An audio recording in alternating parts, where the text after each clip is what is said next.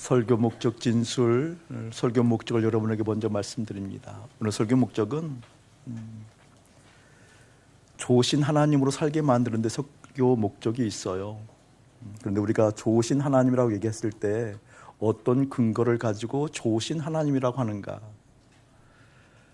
이러한 저러한 형편론에서 역사하시고 응답하신 그 하나님 앞에서 참 좋습니다. 좋으신 하나님이십니다. 나는 좋으신 하나님을 만나야겠습니다. 라고 얘기하는데 그 판단 기준이 과연 옳은가?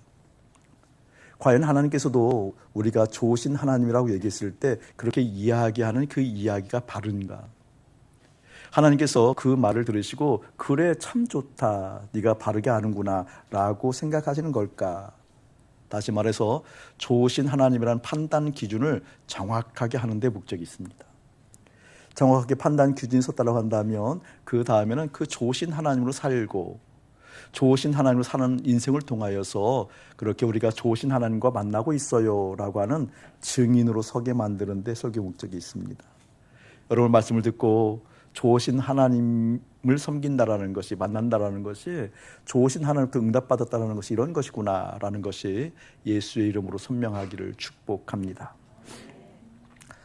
오늘 말씀을 보면 좀 제법 어려워요. 사실은 쉬운 말씀은 아닌데 쉽게 생각해서 그러는데 오늘 말씀을 좋으신 하나님이라는 의미로 아마 해석을 하게 될 거예요. 한번 읽어보고 다시 한번 읽어보고 하나님 말씀을 열어가도록 하겠습니다. 39절에서 41절까지 시작.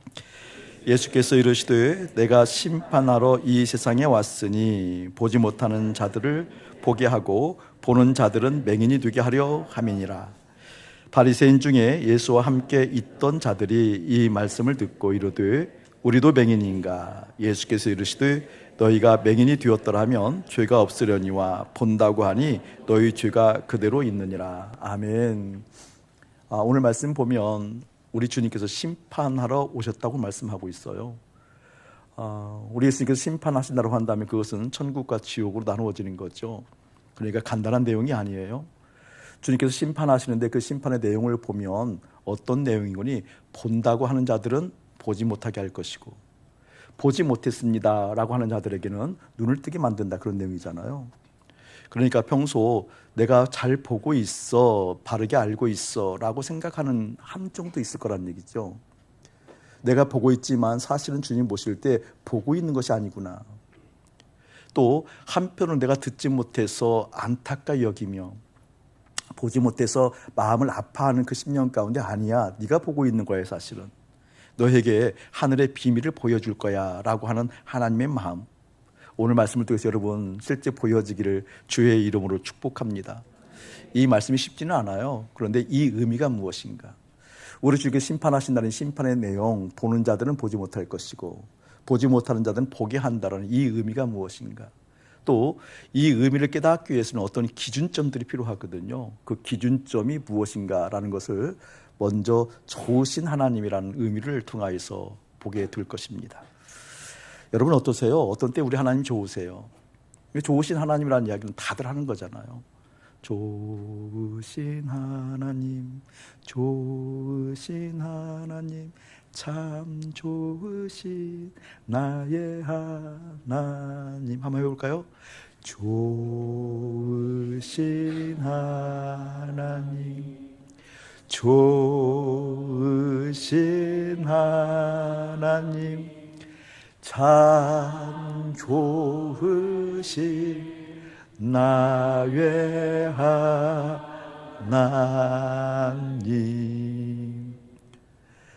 좋으신 하나님 참 구하기도 해요. 갈급하기도 하고 원하기도 하고. 여러분 가장 최근에 주님 너무 멋져요, 주님 참 좋으신 주님이에요 라고 고백했던 그 내용이 어떤 거죠? 어떤 내용을 통해서 주님 정말 멋있습니다, 좋습니다, 좋으신 하나님 너무나 감사합니다, 예 하나님은 좋으신 하나님입니다 라고 고백했던 가장 최근에 있었던 그 내용이 어떠한 것이죠? 일반적으로 우리가 좋으신 하나님이라고 얘기했을 때 그 이유를 보면 이런 이유일 거예요. 성공 여부에 따라서. 그렇죠? 예를 들면 사회적으로 인정받을 만한 그곳에 속했을 때, 합격했다든지 취직했다든지 어떤 공동체에 소속되었다든지 이왕이면 소속했으니까 머리가 들지언정 꼬리가 안 드는 상황. 그럴 때 보면 우리가 보통 좋으신 하나님, 하나님 멋져요 그러잖아요. 여러분 자녀를 위해서도 어떤 것을 소원해주고 있어요?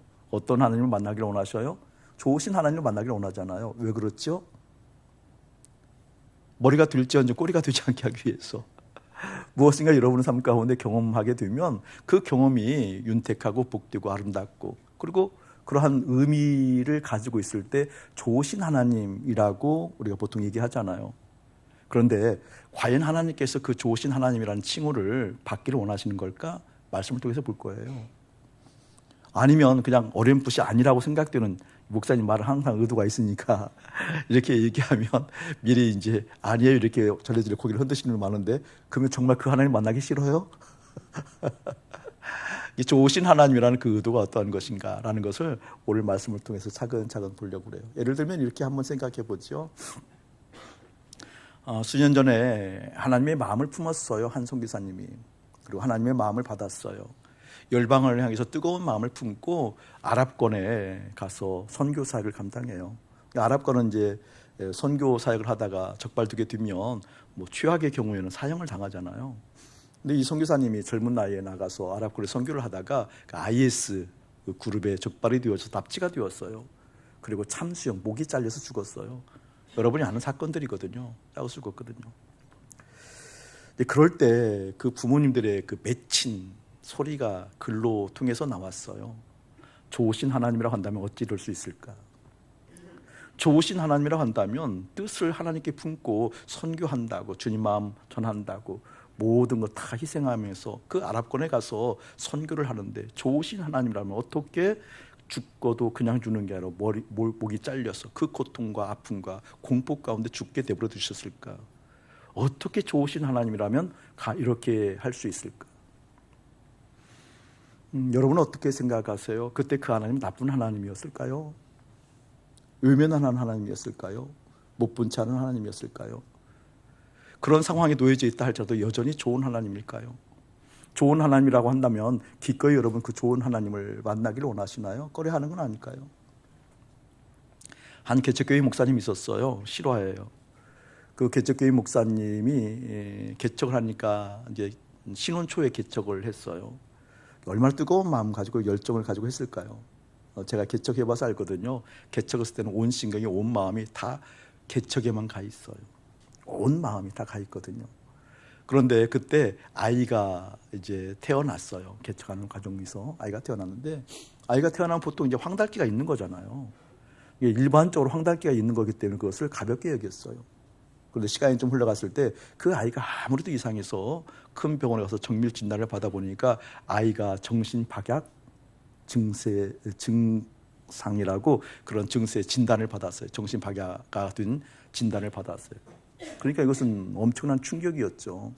근데 사모님이 그 내용을 이제 나중에 간증을 통해서 글을 써낸 간증들이 있는데, 그 글 속에 똑같은 이야기를 했어요. 좋으신 하나님이 어떻게 이룰 수 있을까? 어떻게 이룰 수 있을까? 그 교회는 굉장히 어려워졌어요. 몇 명 되지도 않고 몇십 명 되지도 않은 그 상황에서 나쁜 소문이 들기 시작했어요. 목사님이 저주받았다. 목사님이 저주받지 않고서야 어떻게 개척한다고 그러는데 아이가 태어났는데 어떻게 이렇게 태어날 수 있을까? 어떻게 태어날 수 있을까? 그래서 교우들도 많이 떠나갔어요. 없는 형편에 많이 떠나갔어요. 정말 어려웠죠. 여러분, 이런 상황에 여러분의 마음에는 그 하나님에 대한 이미지가 무엇일까요? 뭔가 성공 여부에 따라서, 잘 되는 것에 따라서 좋으신 하나님이라고 얘기했는데, 이런 경우에도 좋으신 하나님이라고 얘기할 수 있는 걸까요? 없다라고 한다면, 혹은 있다라고 한다면 어떤 기준에 의해서 좋으신 하나님이라고 얘기하냐고요? 어떤 판단 기준에 의해서 좋으신 하나님 이렇게 이야기하냐고요? 오늘 그것을 함께 보길 원합니다. 사랑하는 여러분, 10년 가운데 좋으신 하나님 만나고 싶어요? 만나야 됩니다 라고 구하는 그 마음의 보가 있잖아요. 마음의 보. 좋으신 하나님이야, 좋으신 하나님은 이런 분이야 라고 생각하는 그 가치 기준이 있잖아요. 그 판단 기준이 있잖아요. 여러분, 그 판단 기준이 과연 옳은 걸까? 여러분에게 종종 말씀드리는 창세기의 말씀이 있어요. 창세기 3장 3절에서 5절까지 보면 이렇게 말씀하고 있거든요. 한번 드러나 보셔요. 그냥 드러마 찾지 않아도 돼요. 3절 보면 동산 중앙에 있는 나무의 열매는 하나님의 말씀에 너희는 먹지도 말고 만지지도 말라 너희가 죽을까 하노라 하셨느니라. 이렇게 이야기하니까 뱀이 사단이 이렇게 얘기해요. 4절 뱀이 여자에게 이르되 너희가 결코 죽지 아니하리라. 5절 너희가 그것을 먹는 날에는 너희 눈이 밝아져 하나님과 같이 되어 선악을 알 줄 하나님이 아심이라. 그 얘기를 듣고 보함직 먹음직 하면서 따먹었잖아요. 그러니까 좀 사단의 유혹을 받아서 타락했어요. 사단의 유혹을 받아 타락한 그 결과가 눈이 밝아졌다고 얘기를 해요. 그리고 실제 어떤 일이 일어나는군이 선과 악을 알 수 있는 힘이 생긴 거예요. 선악을 알 수 있는 힘이 생겼다. 우리는 흔히 생각할 때 선악을 안다, 분별한다. 이 분별은 생각의 지각의 활동, 다시 말하면 생각의 의식 활동이라고 생각하잖아요. 생각이 활동할 때 선과 악을 한다고 생각하잖아요. 근데 오늘 성경은 뭐라고 얘기하는 거니? 생각의 활동에 대한 결과로서 선과 악을 아는 것이 아니라 눈이 밝아져서 선과 악을 안다 이렇게 얘기하잖아요. 그 의미가 굉장히 중요한 의미거든요. 생각의 영역, 의식의 영역, 지각 활동을 통하여서 선과 악을 아는 분별이 열린 게 아니고 성경은 분명하게 뭐라고 얘기하니? 눈이 밝아져서 무엇을 알았는 거니? 선과 악을 안다 이렇게 얘기하거든요. 이게 눈이 밝아졌다. 그러면 그 전에는 눈이 밝아진 것이 아닌 걸까? 그 전에는 아담과 하와가 본 것이 없습니까? 아니요. 다 보고 살았죠. 그런데 눈이 밝아졌다는 의미는 그럼 어떤 의미인가? 이 이야기는 우리가 육으로 보는 그런 것을 의미하는 것이 아니라는 거죠.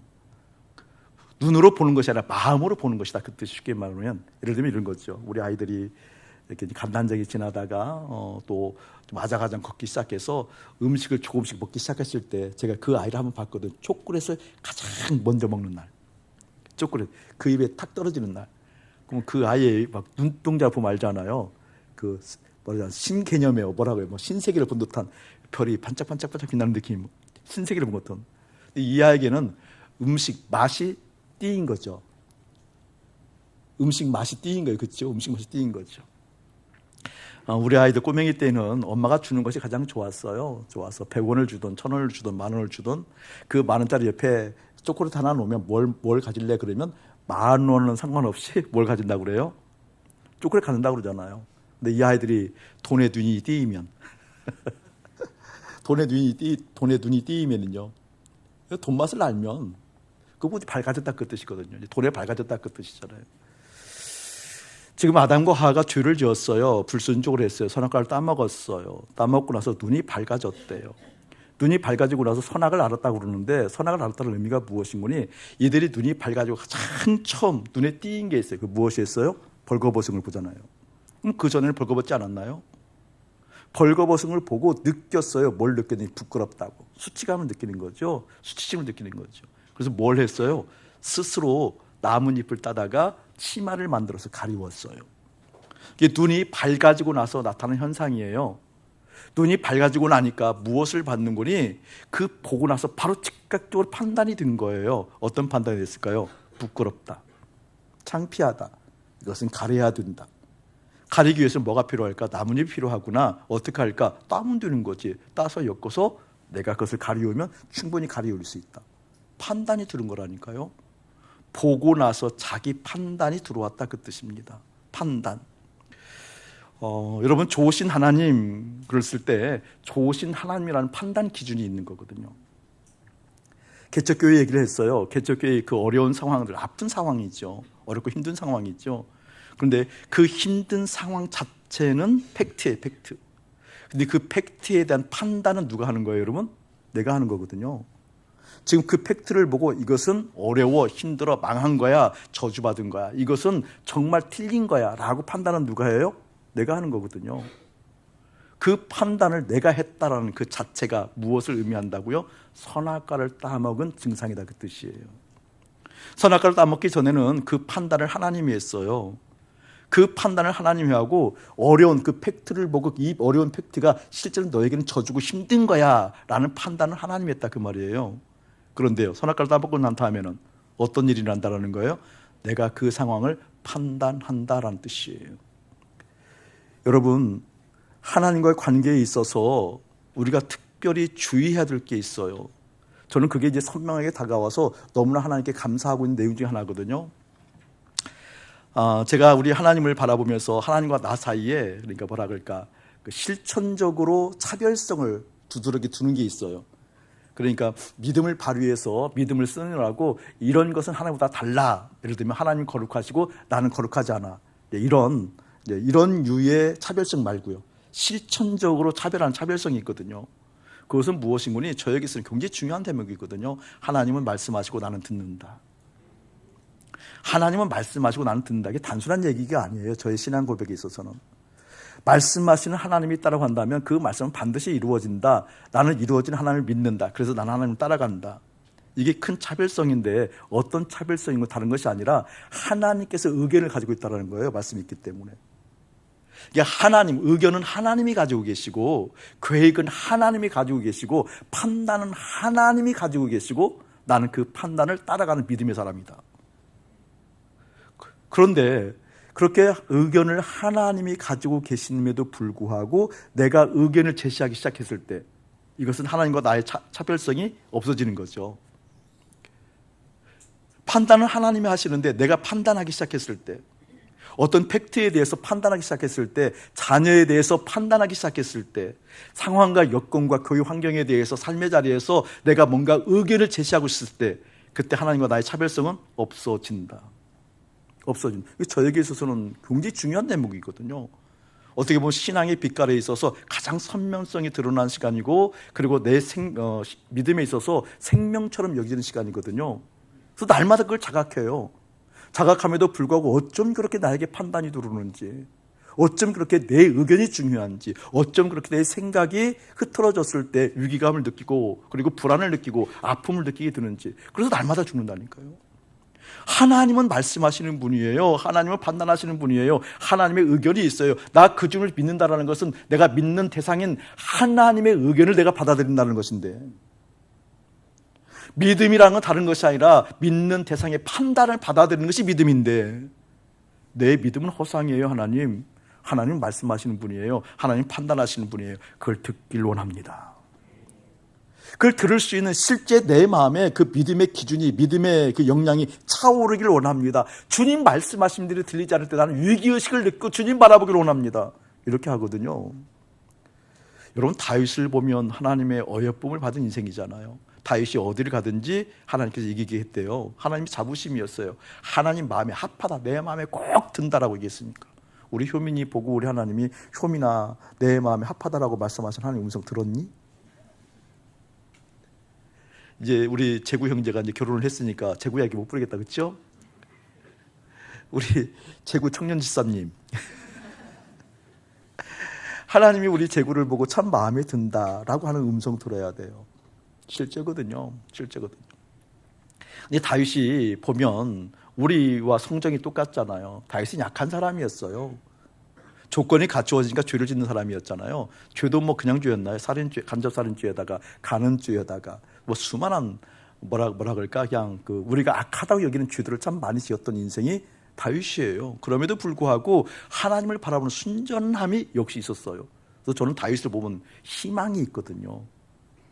다윗을 보면 내 마음에 큰 생기가 생겨요. 왜냐하면 다윗과 같이 어리숙한 사람도 나와 똑같은 인간의 성정을 가진 인생도 하나님 마음에 합하다로 여길 수 있으니까 저는 너무나 그게 위로가 되거든요. 하나님, 다윗이 보았다면 나도 볼 수 있는 거잖아요. 다윗은 온 우주 만물을 통해서 하나님을 사랑한다는 그 영광을 보았는데 왜 내 가운데는 안 보여요? 하나님, 저에게도 그 영광 보여주세요. 이런 기간이 있었거든요.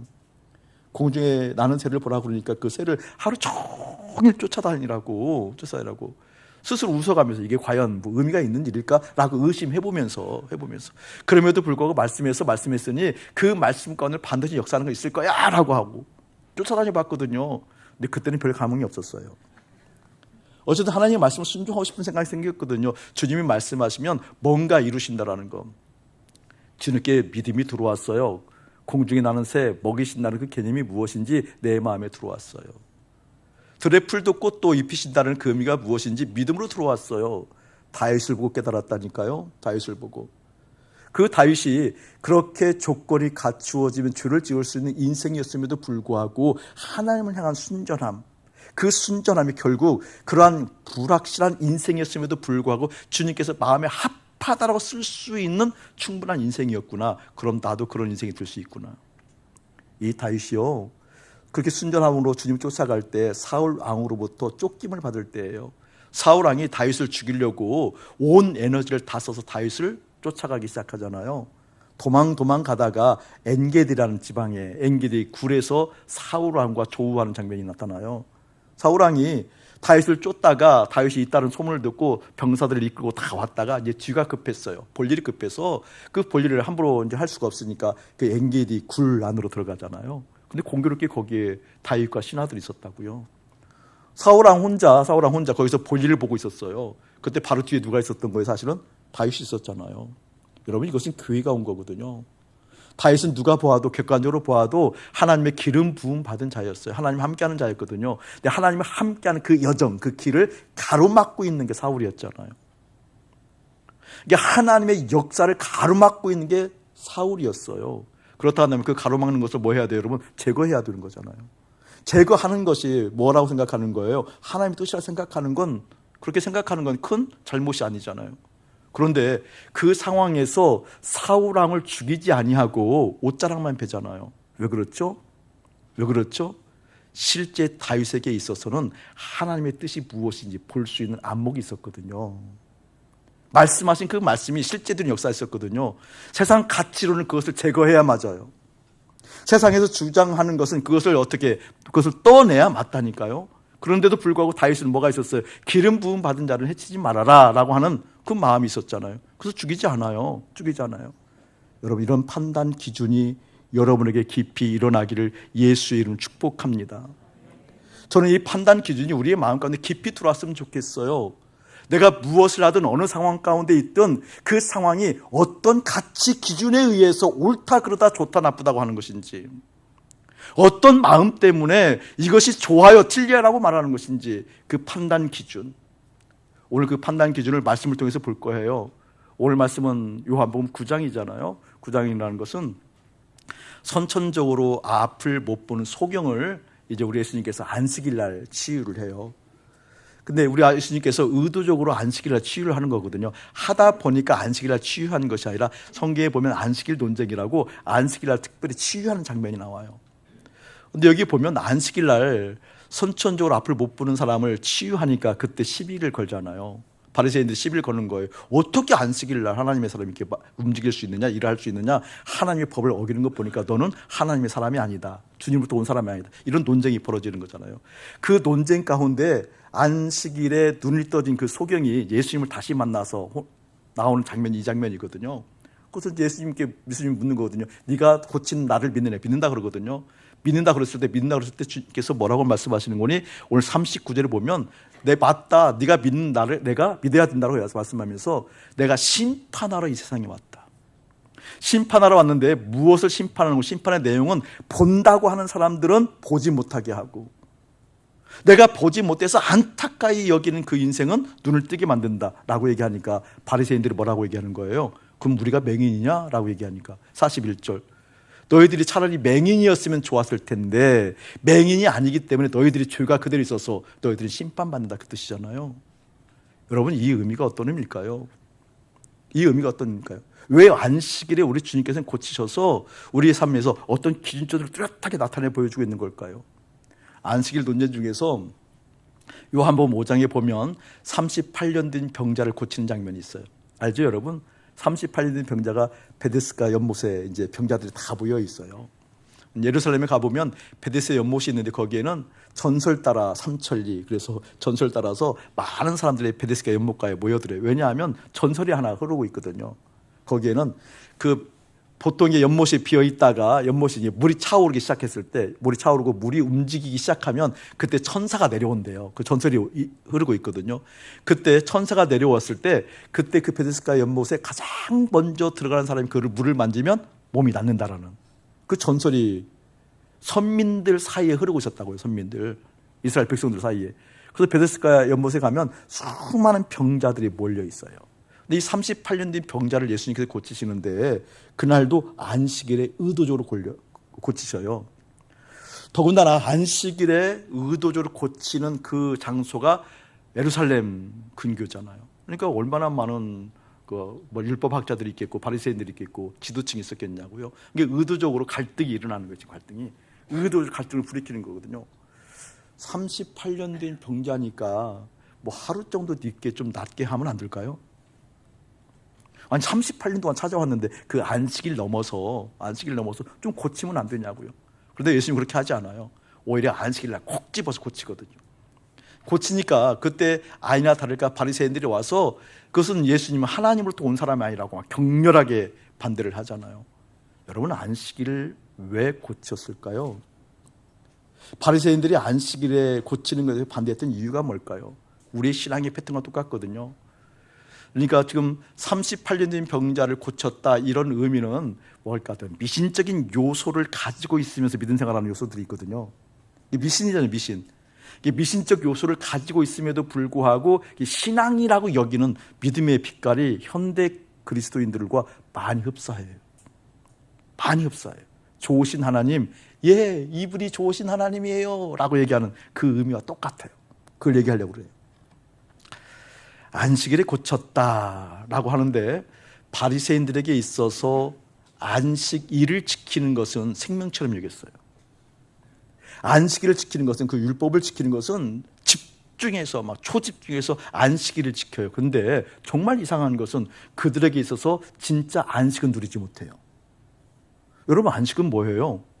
안식함으로 기뻐하고 안식함으로 행복을 느끼고 안식함으로 무엇인가 큰 위로를 받는 거잖아요. 그런데 이 바리새인들에게 있어서 안식일은 지켰지만 실제 안식은 누리지 못한다니까요. 우리 예수님께서 지금 그걸 말씀하시는 거예요. 보세요 여러분, 6일 동안 창조하고 7일째 쉬잖아요. 안식일. 그러니까 우리 하나님은 일을 하시다가 어느 날 쉬어요. 안식일 날 쉬잖아요. 우리 사람은요, 눈 떠보니까 안식일인 거예요. 그렇죠 여러분? 눈 떠보니까 안식인 거예요. 창조되고 나서 눈 떠보니까 하나님이 보였고 에덴에 다 갖추어져 있었어요. 창조할 때 같이 창조하지 않았다니까요. 이미 창조된 상황에서 눈을 떠서 그 다음 뭐예요 여러분? 안식하고 출발하는 거거든요. 보세요 여러분, 중요한 장면이에요. 하나님은 일을 하시다가 쉬는 날, 인간은 태어나서 그 다음 보이니까 안식. 그러니까 안식일 날은 누가 만나는 거예요 여러분? 누가 누구 만나는 거예요? 하나님과 인간이 만나는 거라니까요.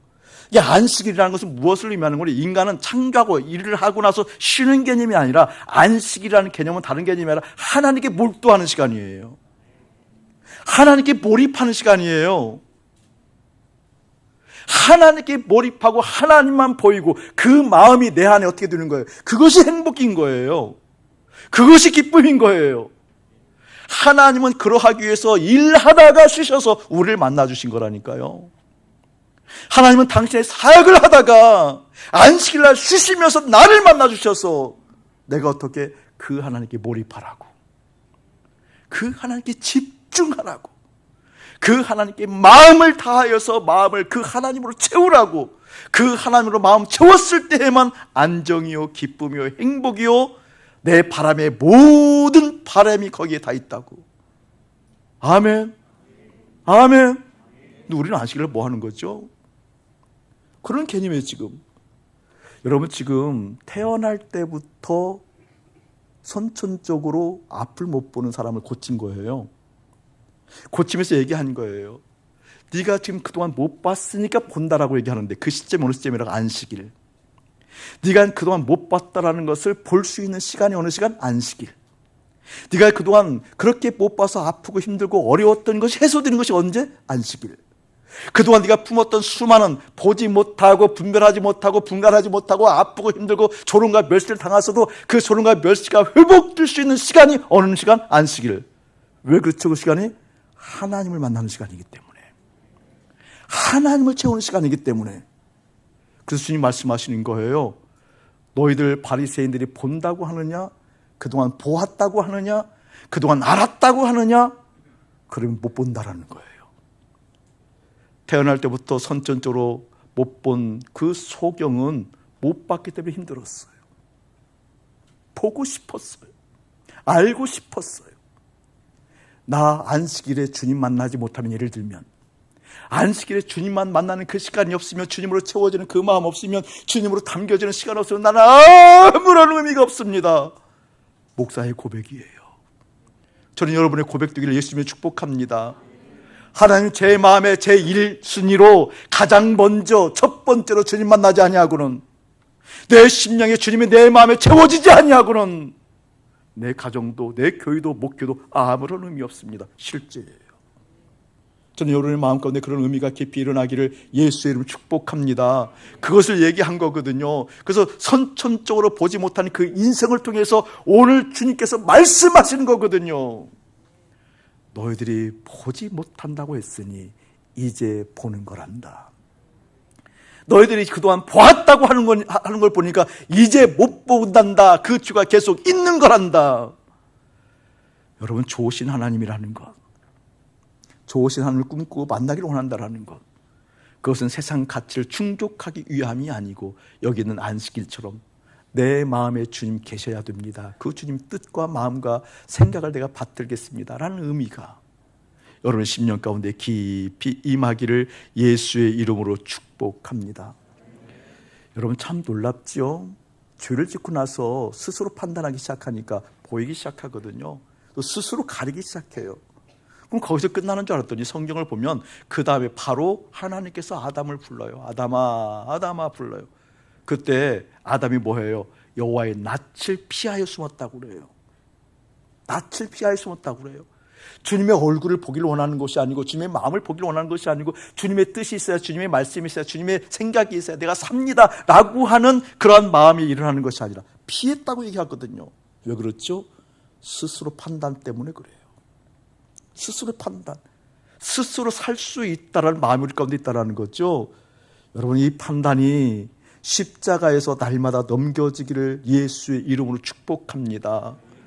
저는 생각했어요. 마음에 품었어요. 결정했어요. 좋으신 하나님은 나의 삶에서 이러한 저런 형편 따라서 좋으신 하나님이 아니라 내 안에 이미 내 마음에 가득 채워져 있으므로 좋으신 하나님. 그 하나님께서 창조주이시고 그 하나님께 능력이시고 그 하나님께서 해답을 가지고 있기 때문에 나는 그 주님을 따라갑니다. 나는 답을 알고 가는 인생입니다. 우리는 눈에 보이면 즉각적으로 판단되거든요. 벗은 것을 보고 즉각적으로 판단되어서 이것은 가려야 돼 라고 답을 얻기 있거든요. 그 판단이 날마다 십자가에서 죽고, 문제를 볼 때마다 판단의 영역이 십자가에 죽고, 나는 그 판단이 죽고 답 되신 우리 주님이 내 안에 계신 걸 나는 봐야 되겠습니다. 답 되신 예수님이 내 안에 계신 걸 역사하는 걸 봐야 되겠습니다 라고 하는 역사가 여러분의 심령 가운데 깊이 일어나기를 예수의 이름으로 축복합니다. 신학적 용어 중에 하나가 데우스 압스콘티두스라는 말이 있어요. 압스콘티두스, 압티콘티두스. 데우스 압티콘티두스라는 뜻이 어떤 뜻인가? 숨겨진 하나님이라는 뜻이에요. 라틴어인데 숨겨진 하나님. 이게 무슨 말인 거니? 우리가 평소 우리의 가치로 좋으신 하나님을 얘기하잖아요. 오염됐다 그 뜻이에요. 그게 오염됐다 그 뜻이거든요. 내가 좋으신 하나님이라고 실제로 하나님을 고백할 때 그 진짜 하나님은 숨어버린다라는 거예요. 이해되세요, 여러분? 내가 좋으신 하나님이라고 고백하는 그 가치 기준이 뭐냐고요, 여러분? 내 성공 여부, 내 불, 그리고 이익, 이익과 불이익, 나의 이익에 있음과 없음에 따라서, 나의 잘됨과 잘되지만에 따라서, 거기에 따라서 좋으신 하나님을 표현하잖아요. 근데 그렇게 하나님을 부를 때 하나님은 숨어버린다라는 거예요. 근데 우리 하나님 숨어버리나요? 아니요. 마태복음 5장 8절에 보게 되어져요. 뭐라고 얘기하죠? 심령이 가난한 자가, 깨끗한 자가 하나님 볼 것이라고 그랬잖아요. 그러니까 그게 바로 내 마음이 깨끗해지지 못한 상태가 되었다 그 뜻이에요. 우리가 흔히 좋으신 하나님이라고 고백하는 그 고백이 오히려 내 마음을 둔하게 만드는 결과가 됐다 그 뜻이에요. 신학적 큰 주제거든요. 콘티 압스콘,